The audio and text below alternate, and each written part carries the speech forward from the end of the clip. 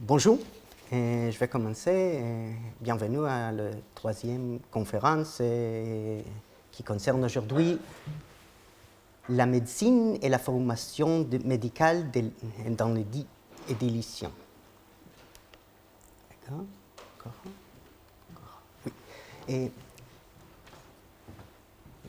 L'édition réglementa le commerce des res mancipi en offrant des remèdes aux acheteurs d'esclaves à qui les vendeurs n'ont pas informé de tous les maux et les défauts latents.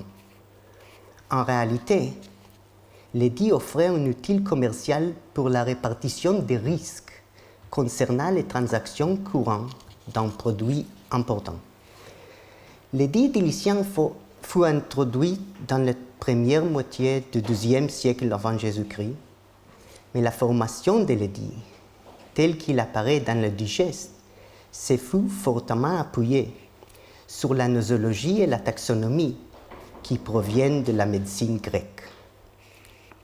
En outre, et comme on le verra plus loin, sa mise en œuvre n'aurait pu pas être entreprise sans faire allusion aux experts médico-légaux. En fait, l'édit fournit la première définition légale d'une maladie. De même, l'édit d'édition établit une distinction claire entre les maladies physiques et les troubles mentaux. En termes plus généraux, cette conférence est une analyse des relations réciproques entre l'administration formelle de la justice et d'autres disciplines professionnelles et comment des disciplines extérieures pourraient valider le système judiciaire et être validées par lui. Un tel examen des relations dialectiques entre le droit positif et la médecine pourrait également éclairer la manière dont l'économie romaine et sa jurisprudence s'influencent mutuellement. Il révélera la grille de pouvoir qui définit et marqua la frontière du pouvoir judiciaire. L'objet de cette conférence est d'examiner les interrelations entre le développement du droit positif et de la médecine en se concernant sur l'édit d'édition dans le contexte du marché romain. Malgré ce que l'étymologie de leur nom pourrait suggérer, l'édile était à l'origine des assistants du tribun, qui leur confièrent le pouvoir judiciaire. L'édile curule, qui émit l'édile édilicien, fut un établissement ultérieur, très probablement une conséquence des troubles civils qui furent à l'origine de la législation de Licinius et Sextius à 376 avant Jésus-Christ. Une paire d'édiles curules maintenant égalait les plébéiens. Les édiles publiaient des édits relatifs à leur domaine de compétences qui comprenaient le marché, les jeux et la vente d'esclaves. L'édit discuté ici appartient à ces groupes. L'étude de la médecine et du contexte médical dans l'édit édilicien est précieuse à la fois en soi, car les esclaves et le commerce des esclaves constituaient des façades importantes de l'économie romaine. Et aussi, pour mieux comprendre l'évolution du droit positif en tant que processus dialectique avec d'autres disciplines. Comme j'ai dit, l'édit édilicien réglementa la vente d'esclaves sur le marché romain. Elle proposait aux acheteurs des mesures de sécurité contre les vendeurs frauduleux sous la forme d'une actio redhibitoria. Plus explicitement, l'édit prescrivait aux acheteurs 2 mois pour une actio redhibitoria et 6 mois pour une action en dommages et d'intérêts. En outre, l'édit édilicien prescrivit que les vendeurs des esclaves doivent informer les acheteurs de toute maladie ou défaut de leurs marchandises. À défaut de répondre à ces demandes, l'édit ordonne aux édiles d'accorder une action en rescission à l'égard des esclaves. Selon l'édit, la dissimulation des maladies et des défauts créa une fausse représentation de la valeur réelle de l'objet vendu, pouvant donner lieu à une action en justice. Cette injonction trouva un écho favorable dans le document papyrologique. L'édit de Lycien visait à réprimer ce qui devait être un abus ordinaire d'une façade centrale du droit romain de la vente, qui reconnaissait la corde sur l'objet et le prix comme seule condition préalable à la formation d'une obligation. À son tour, la formation d'un contract emptio venditio marque le moment où le risque associé à l'objet gravite du vendeur vers l'acheteur. L'édit de Lycien exclut la vente du res mancipi de ce schéma général de répartition des risques dans les transactions de vente en soumettant le vendeur à un devoir de diligence et en offrant aux acheteurs un mécanisme de restitution en cas de fausse déclaration. L'édit que les édiles publièrent dans le cadre de leur responsabilité générale sur le marché romain remplit une lacune importante dans le droit romain du contrat et dans un environnement économique qui reposait fortement sur le travail en esclavage. Cependant, la formulation et la mise en œuvre de l'édit ne reposaient pas et ne pouvaient pas reposer exclusivement sur l'expertise judiciaire. Un caveat morbi vitae démontrable s'appuyait sur une infrastructure de vocabulaire médical et d'expertise diagnostique. Son introduction et son élaboration ultérieure par le recours à l'interprétation des jurisprudentes démontrent l'existence de relations réciproques étroites entre la jurisprudence et la médecine et entre la pratique judiciaire et les experts médico-légaux. L'édit de Lycien ne fait aucune distinction entre le droit privé et le droit pénal, car les affaires pertinentes peuvent et ne peuvent pas inclure le dolus malus. Bien que l'accusation de fraude soit plus grave, en termes de preuve de la maladie d'esclaves au moment de la vente, il y a peu de différence entre une vente frauduleuse et une vente fondée sur l'ignorance. En tant qu'outil commercial, l'édit de Lycien proposait un mécanisme de répartition des risques et non un moyen de déterminer le dolus malus. Les édiles supposaient que même si le vendeur ne savait pas, il pouvait et devait savoir. Dans les deux cas, fraude et ignorance, le risque résidait dans le vendeur. Même si la condition des esclaves se fut détériorée ou changée après la vente en raison des actions du vendeur ou des membres de son ménage ou de son procureur, c'est le vendeur qui supporta la perte. Cependant, l'étendue de la maladie et de la faute dans le contexte de l'édit de Lycien n'était pas illimitée. Elle ne s'appliquait que lorsque la maladie pouvait diminuer la productivité ou la valeur de l'esclave. Ces courants de pensée rappellent l'exclusion de la responsabilité achillienne à l'égard d'une personne ayant castré un esclave d'autre personne, ce qui a fait augmenter, ou du moins de ne pas perdre la valeur d'esclave et mis en évidence l'essence de l'édit de Lycien comme instrument de répartition du risque et non du res mancipi et non du dolus malus.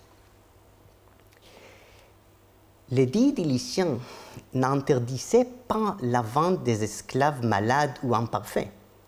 Cependant, les maladies devaient être indiquées par leur nom. Les juristes supposèrent que le diagnostic et la nosologie peuvent être suffisamment clairs. En fait, elle ne s'appliquait que si la maladie ou le défaut était latent.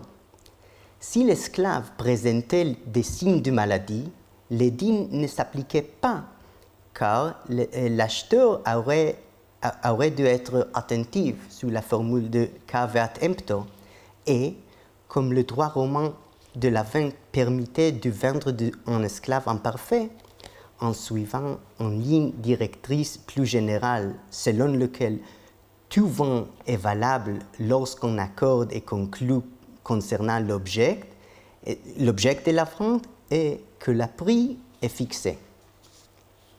L'acheteur d'un esclave présentait des symptômes visibles de maladie ou de défaut doit avoir respecté les conditions convaincues de la vente.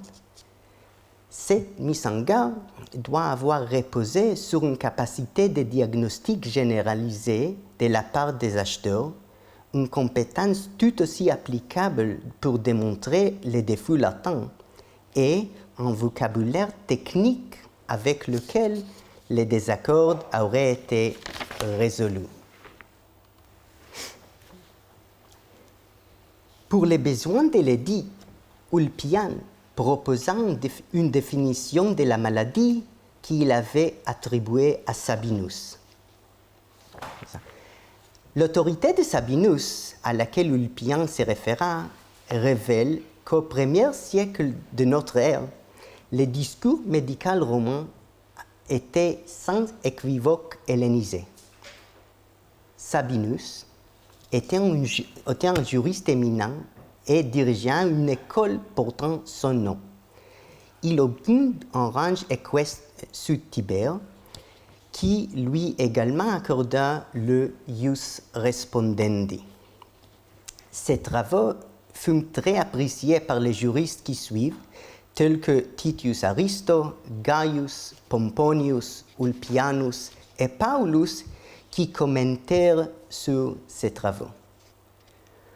En commentant l'édit de Lycien, Sabinus utilisa la terminologie d'Hippocrate, comme le grec phthisis pour consommation ou fébris pour la fièvre. Sabinus ne dut pas rendre compte de son choix de champ sémantique, pas plus que le juriste qui, plus tard, se référa à ses travaux. Sabinus et les futurs juristes ne faisaient pas exception. Les auteurs romains utilisaient habituellement le vocabulaire médical grec dans leur ouvrage latin en translittérant, en traduisant ou en créant simplement des mots latins qui conservaient leur sens grec original. Les historiens de la médecine supposent qu'avant l'arrivée du vocabulaire médical grec, il n'existe pas de discours exclusivement destiné au domaine de la santé. Cette adoption d'une langue médicale grecque, donc, permit la mise en place d'une discipline professionnelle. Les philologues démontrent que les Romains utilisaient des termes médicaux d'origine grecque dès le IIIe siècle avant Jésus-Christ. Les travaux de Celsus sur la médecine montrent à quel point le monde romain connaissait la médecine grecque et son langage professionnel dès le premier siècle de notre ère. Le terme fébris, par exemple, était utilisé par Caton, Gaius Lucilius, Plautus, Terentius, Accius, Cicéron et d'autres. En fait, Aulus Cornelius Celsus discutait de la nature des symptômes et des complications possibles de la fébris dans plus de 60 passages dans son traité de Medicina du premier siècle de notre ère. Ulpian, à la suite de Vivien, souligna que la salubrité, dans le contexte de l'édit de Lycien, concernait principalement le corps et non l'esprit. Si toutefois l'esclave souffrait d'un trouble mental causé par une maladie physique, le vendeur doit l'avoir révélé ou être susceptible d'une action en récision. Ces maladies comprennent la fièvre, voire la mélancolie. La médecine grecque est très répandue ici. Les dommages cognitifs dus à une maladie étaient un thème commun dans les médecines grecques depuis les traités d'Hippocrate sur la maladie secrète, bien que la médecine ancienne ne reconnaissait pas la psychiatrie comme une branche spéciale de la médecine. Les hippocratiques et leurs successeurs associaient habituellement les symptômes mentaux à la fièvre ou à l'épilepsie. Les auteurs médicaux grecs se furent pas conformés à la nosologie et divisèrent les maladies mentales en 3 groupes: phrénitis, mania et mélancolia. Cette nosologie et cette herméneutique furent acceptées, ainsi que d'autres aspects de la médecine, de sa pratique et de son organisation par les Romains à partir du milieu du XIIe siècle avant Jésus-Christ. Celsus, un contemporain du juriste Sabinus, révéla dans son traité sur la médecine l'étendue de cette adaptation, et aussi Pline l'Ancien également attesta de l'acception de la médecine grecque dans le monde romain. L'édit soulève des questions importantes concernant le mode de fonctionnement de le tribunal. En fait, bien que le contenu de l'édit soit clair, sa mise en œuvre nécessita des outils de diagnostic et un vocabulaire technique correspondant. L'édit supposait que les édiles pouvaient remonter à l'origine de la maladie d'un esclave avec suffisamment de précision pour qu'un verdict soit rendu. Bien que l'assistance des témoins experts ne soit pas mentionnée, l'édit s'est approprié le vocabulaire médical grec. De même, la conclusion d'Ulpian, selon laquelle une femme esclave qui a continuellement produit des bébés mort-nés n'est pas malade que si ses organes génitaux sont déficients, doit avoir reposé sur des connaissances gynécologiques. L'explication selon laquelle la production des bébés mort-nés serait due à des organes génitaux défectueux trouve un écho dans les travaux de gynécologie grecque à partir d'Hippocrate. Ulpian n'ignora pas la gynécologie et ses possibles applications médico-légales. En fait, en cas de contestation de la maternité ou de la paternité, Ulpian indiqua que le tribunal s'appuierait sur l'expertise de sages-femmes. Dans le contexte de l'édit idyllicien, Ulpian expliqua qu'une femme stérile n'était pas considérée comme malade à moins qu'elle ne souffre d'un défaut physique. Bien que la nature de ces défauts ne soit pas révélée, c'est la gynécologie qui aurait fourni les diagnostics, la nosologie et la taxonomie. Ulpian considère également que la question d'une personne qui mouille son lit est similaire, car une telle personne n'est considérée comme malade que si elle souffre d'une vessie défectueuse. Dans tous les cas, Ulpian clairement discerna les symptômes et leurs causes physiologiques. Il est peu probable qu'en cas de litige, les édiles ne soient pas appuyés sur un examen clinique. Paul, un contemporain d'Ulpian, accorda une action en vertu de l'édit de Lycien si le vendeur n'avait pas informé l'acheteur qu'un esclave vendu avait ses règles 2 fois par mois ou si elle n'avait pas ces règles du tout. Un tel recours à la gynécologie devant un tribunal romain rappelle les excuses d'Apulée qui a expliqué la volonté de sa femme, Pudentilla, de l'épouser en utilisant des connaissances gynécologiques. L'apologie d'Apulée est un rare exemple de discours médico-légal intact en latin du Haut Empire romain. Apulée fut poursuivi devant le tribunal d'un proconsul romain chargé de la magia dans la deuxième partie du IIe siècle de notre ère. Plus précisément, Apulée fut accusé d'avoir utilisé la magie pour persuader une riche veuve de l'épouser. Pour sa défense, Apulée appliqua des arguments médicaux expliquant pourquoi sa femme avait choisi de se remarier. L'authenticité de l'affaire et le succès d'Apulée offrent l'occasion d'examiner dans quelle mesure la Cour était disposée à fournir ce type de preuves.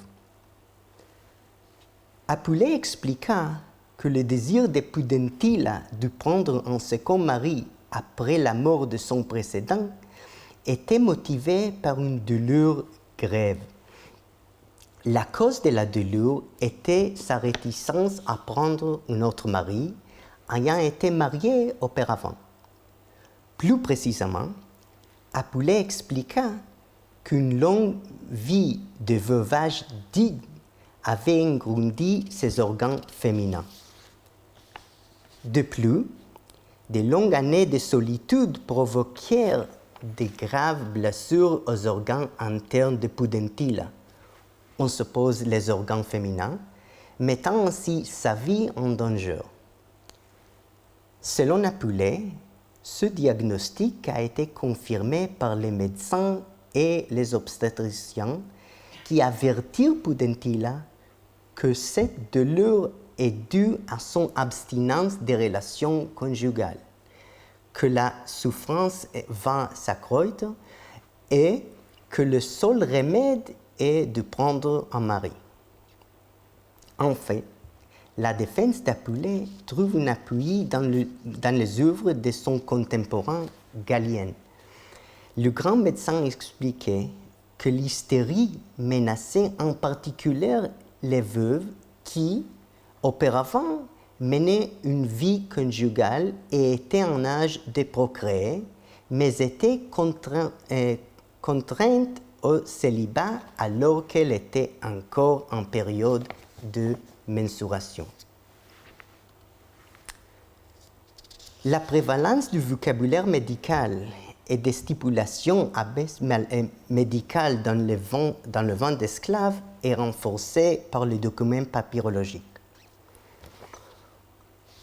Un nombre important de papyri enregistrant la vente d'esclaves mentionne la responsabilité du vendeur en cas d'épafé et d'hieranosos, une inclination d'esclave à s'enfuir ou toute responsabilité noxale des esclaves vendus. Tous ces documents sont en accord avec l'édit de Lycien. Certains actes de vente comportent une clause de double achat, dupla emere, qui attribue à l'acheteur le double du prix sans convocation du tribunal, comme dans le cas de Papyrus Turner numéro 22. Un autre, Giuseppe Camodeca peut rétablir un modèle similaire à partir des preuves de Pompéi et Herculaneum. Cependant, une clause de double achat n'était pas obligatoire comme dans l'exemple de Papyrus Strasbourg en 79 représente. Enfin, conformément à l'édit de Lycien, la clause de garantie était limitée dans le temps. Ainsi, Papyrus Euphratus numéro 6, où l'esclave était décrit dans la clause, enregistra l'acte de vente comme Hugies et Anepaphos, prescrivait 6 mois pour un actio redhibitoria. Enfin, s'il était possible de vendre un esclave quel tel, donc avec une garantie plus étroite qu'elle prescrite par l'édit de Lycian, il semble que dans les cas d'épilepsie et de l'épafée, la garantie était obligatoire. Cependant, il est impossible d'évaluer le rôle formateur de la médecine à la fois comme incitation à la formulation de l'édit de Lycian et de sa partie de mise en œuvre sans replacer l'édit dans le contexte du soin de santé institutionnel et ses implications médico-légales.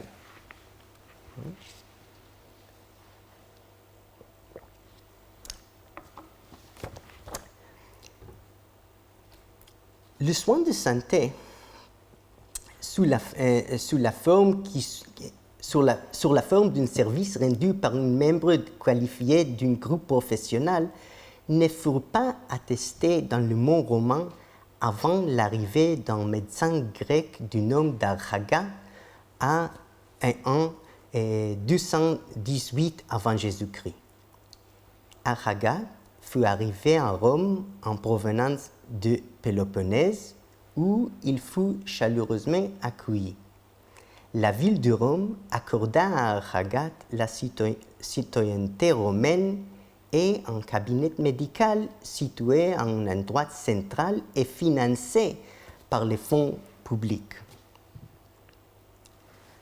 Ces modèles semblent avoir suivi l'habitude grecque nommée en médecin public, démosios iatros.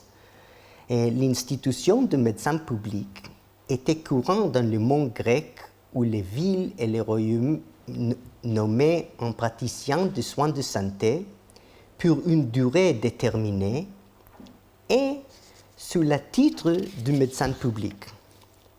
L'existence de cette institution, connue principalement par des inscriptions, n'est pas tout à fait claire, mais on suppose que le médecin élu devait résider dans la ville qu'il avait élue et y exercer.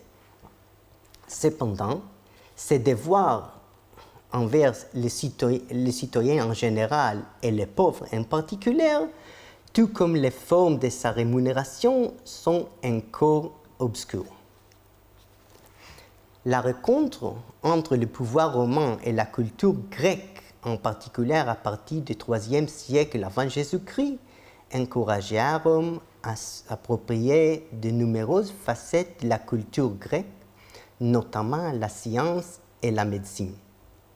De plus, l'attitude envers Archaga et la décision formelle de lui accorder la citoyenneté romaine et des fonds publics suggèrent que Rome s'est approprié non seulement la discipline de la médecine grecque, mais aussi les modes sociaux et institutionnels de sa régulation. Archaga ouvrit la voie à de nombreux médecins d'origine et de formation grecque qui émigrèrent à Rome. Cependant, ce n'est que sous la dictature de César que le droit romain s'adressait aux médecins en général. Souhaitons enregistrer une décision du Sénat encourageant les médecins grecs à émigrer à Rome, en leur offrant la citoyenneté et l'immunité fiscale. Souhaitons ne pas révéler le motif de César pour ce faire, mais on suppose que son motif était double. Obtenir des médecins disponibles pour la plèbe romaine dans le cadre d'une politique populaire globale et assurer la disponibilité du médecin pour le soin des légions de César. Augustus suivit les traces de César, profitant de l'occasion pour promouvoir son image publique de pater patriae. Augustus accorda à son médecin personnel, Antonius Musa, et à ses collègues présents et futurs des privilèges et une immunité élaborée contre les liturgies. Les chercheurs divisent la raison d'être de ces bienfaits en deux catégories. La première, dans laquelle les médecins étaient inclus aux côtés d'autres professeurs des arts libérales, et formaient la base d'une classe dirigeante civique en province à prédominance hellénistique, destinée à assurer la loyauté des élites locales au pouvoir romain et leurs besoins de pouvoir. Parmi les avantages pertinents, on peut citer les immunités contre les liturgies qui étaient imposées aux membres des élites locales. Le second visait à attirer des médecins pour un service dans la nouvelle armée impériale en tant que médecins militaires. Les médecins qui choisissaient une carrière militaire bénéficiaient, en plus des privilèges accordés à tous les médecins, des conditions de service lucratives. À l'époque de Juris Sabinus, la médecine était déjà reconnue comme telle par les institutions romaines. Les médecins formaient une catégorie juridique. Dans le cadre de l'édit Dilicien, la médecine et ses agents pouvaient proposer des outils de diagnostic, de nosologie et de taxonomie qui rendaient possible l'exécution de l'édit. Il reste à voir si la médecine a eu d'autres applications médico-légales.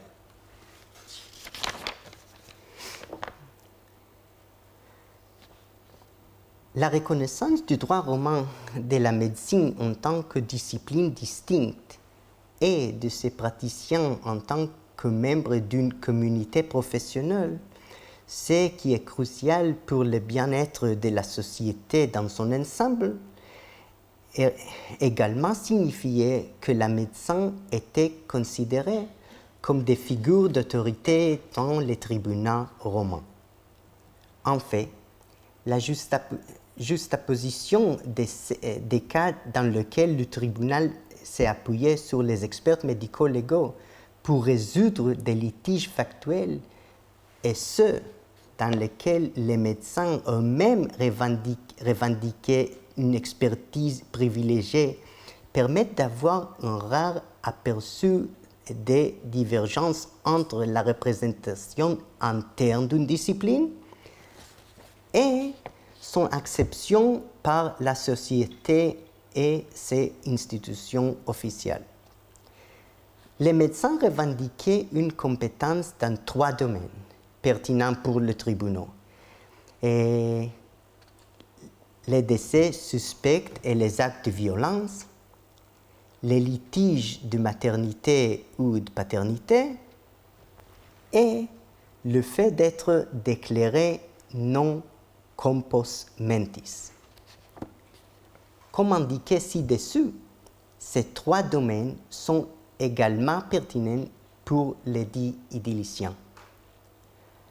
Alors que le tribunal romain s'est fortement appuyé sur les médecins et les sages-femmes pour les 2 premières, il était réticent à se tourner vers une autorité extérieure pour déterminer si un individu est compos mentis.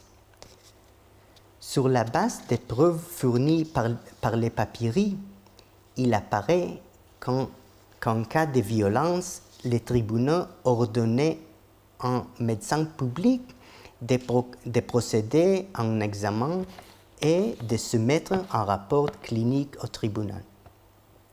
Il en existe plus de 60.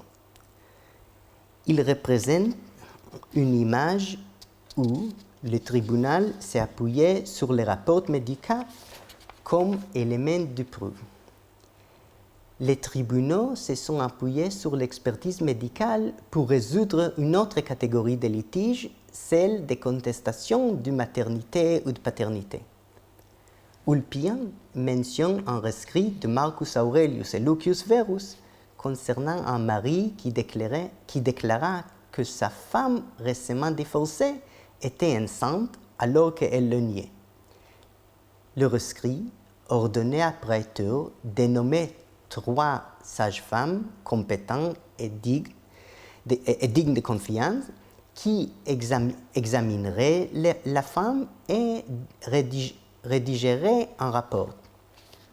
Au cas où elle conclurait que la femme est enceinte, le sage-femme devrait l'escorter jusqu'à le domicile d'une femme de caractère incontestable où elle aurait passé la période de sa grossesse. Les sages-femmes l'assisteraient alors pendant l'accouchement et concluiraient si le père du nouveau-né est le mari divorcé de la femme. Un rescrit similaire portait sur le cas d'une femme affirmant qu'elle est enceinte de son défunt mari dont la famille le nia l'existence. Dont la famille le nia l'existence. Toutefois, malgré ces implications importantes et compte tenu du fait que certains pourraient feindre la folie pour échapper à la responsabilité de leurs actes illégaux, il n'existe aucune preuve que des médecins aient été consultés pour déterminer si une partie à un litige juridique est compos mentis, ni même que la médecine ait offert des moyens de diagnostic à cette fin. Il n'est donc pas improbable que les médecins aient été impliqués dans la résolution des actions édiliciennes, car il est clair que leur discipline a offert les infrastructures nécessaires à l'édile lui-même.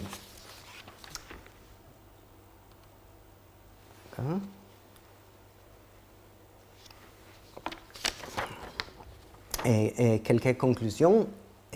L'édit édilicien fait écho à une longue tradition médicale d'origine grecque.